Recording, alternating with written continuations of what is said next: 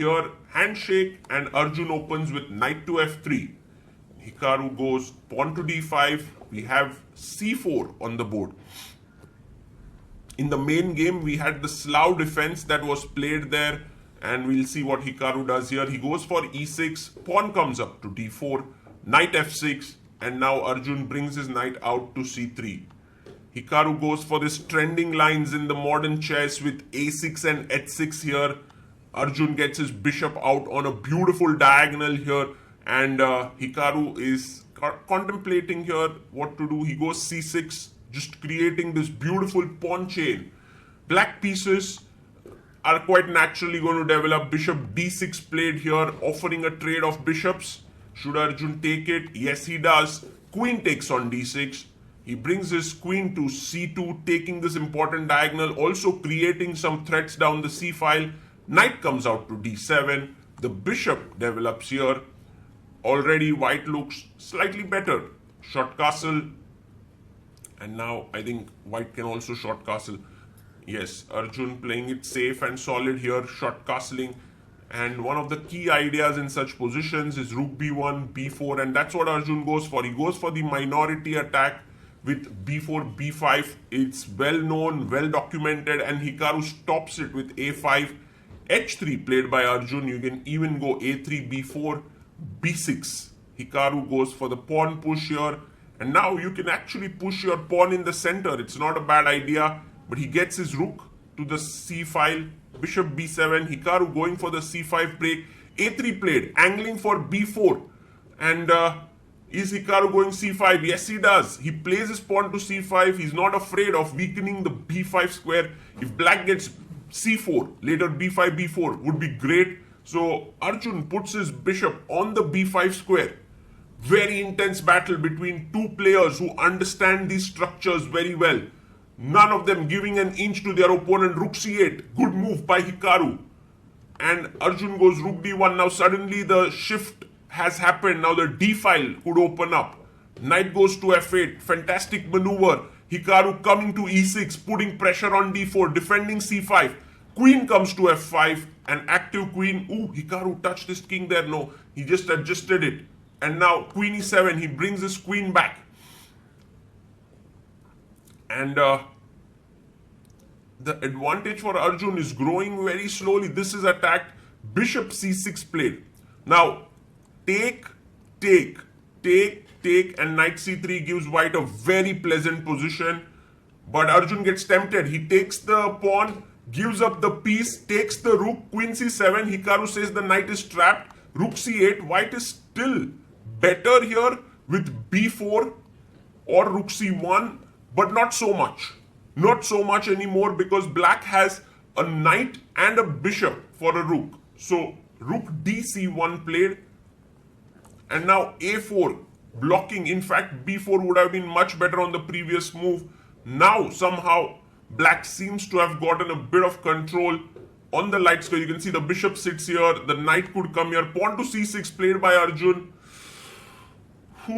The rooks have been blocked. That's the main problem. You know, when you have the rooks, you want open files. You want them to get active along the c file, along the b file. But these are shut files now. Queen comes back to c2, attacking this pawn. Queen a7, defending this pawn here. And now Arjun brings his queen up to c3. Knight drops back. He wants to win this pawn. Arjun losing control here. Maybe b4. I don't know. b4, can you take here? And look at Arjun's time. 6 minutes, 20 seconds. Hikaru has 4 minutes on the clock. I think Hikaru feels confident at this point. Rook d1, that's just almost a nothing move here. Knight e4, you can play in. I guess Arjun is hoping for this blunder.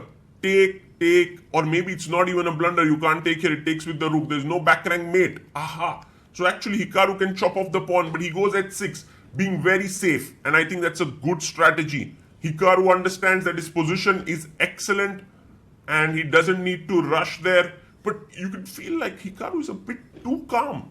You know, it's 3 minutes, 39 seconds. Knight e4, good move again, hitting the queen.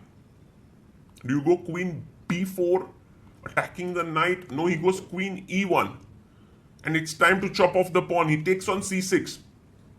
Arjun jumps now. He has to create some threats. He can't really take here and say, okay, it's fine. Knight e7. Hikaru offers a trade, but that's a blunder. Knight takes, queen takes, rook takes pawn. And quite uncharacteristic blunder by Hikaru there. He never makes such errors. Oh, and Arjun misses.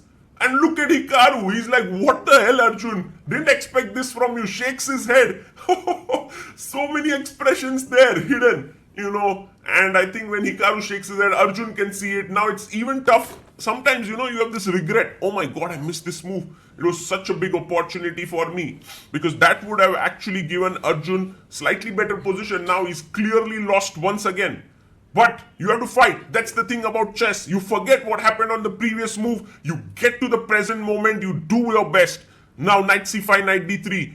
Beautiful maneuver could come in. He plays his rook to b6. He wants to switch his rook to g6. Maybe queen could come to g5, launch an attack. Queen a5 played, rook a6. And now queen e1, Arjun. And look at Hikaru, how he swung his rook over. There, rook to g6.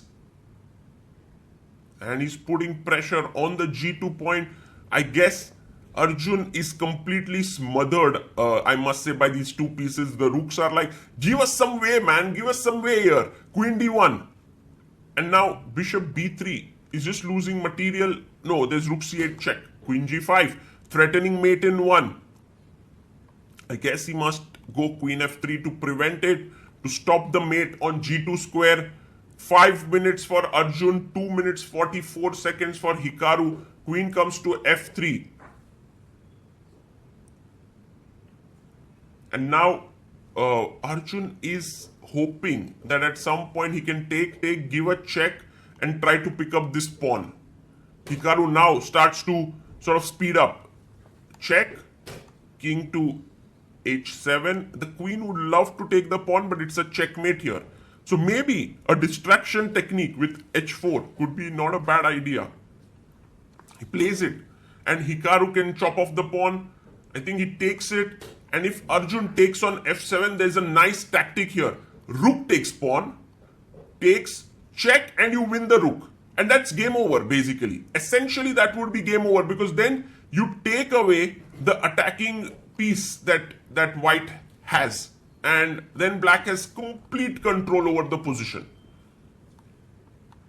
And that's the reason why Arjun is thinking, should he take the pawn or not? Because essentially, it's a losing move. But it's also hope. No, Hikaru blunders instantly. He gives, what a terrible move by Hikaru. He had like 2 minutes, 20 seconds. And g3. Fantastic move. Defending the f2 point. And Hikaru says, oh my God, I just missed this. Because Hikaru thought now his king is safe. No checks. He is attacking here with his queen. But suddenly misses Arjun's g3 move. Oh my God. This is not the Hikaru we are used to, but also this is the Hikaru who's playing after 4 hours of classical chess. He might be tired. Rook c7, attacking the g7 pawn and shaking his head there. What to do here? What to play? How to defend this pawn? Suddenly this doesn't make any sense. There's no attack. You are just losing. Things have turned around insanely. And Hikaru Nakamura cannot believe what has happened. In the classical game he was winning, and then Arjun managed to save it there. Here he was completely winning, and here Arjun has turned it around, not just saving the position, but absolutely winning. And look at Arjun's expression. You can't even decode anything. Playing Arjun is like playing an engine, a stockfish. Winning, losing, you just get the same expression from him. Absolutely insane the way in which Arjun is there right now, and Hikaru's looking at the board as if, give me something here. Give me an idea. And I think he just wants to resign. Chess is sometimes brutal, You just can't do anything. Like this pawn is hanging, you will be like, oh, I'll find a way to defend it. I have a knight, I have a bishop, I have a rook, I have a queen. No, none of the pieces can save it. That's the problem. And this rook does an incredible job of taking away the check from the black queen. It's doing a pivotal role of defense when two white pieces are on the offense. And Hikaru now has to make a move because he's down almost to his last few seconds. King h5, Arjun chops off the pawn, rook g6, and now the fastest way to win is queen f7 or queen e8 pinning. This is important because if Arjun takes here, Hikaru is back. This is fine for black. Arjun has 3 minutes 53 seconds, and I think he's just going to find this move. Queen f7, beautiful move. Bishop comes back to c4, and now this takes, queen takes, and check. That's the move. That's there. And because this g4, the king goes to g5, there's f4, the queen will be lost. Just have a look at this. Take, g4. He takes, queen takes, and Arjun knows it. g4 check, and resigns there. Arjun wins. Hikaru is so upset. He gets up from the board, and huge win there for Arjun, scoring a win in the Armageddon, moving up to 6 points in this tournament. I think for Arjun, this win means a lot, especially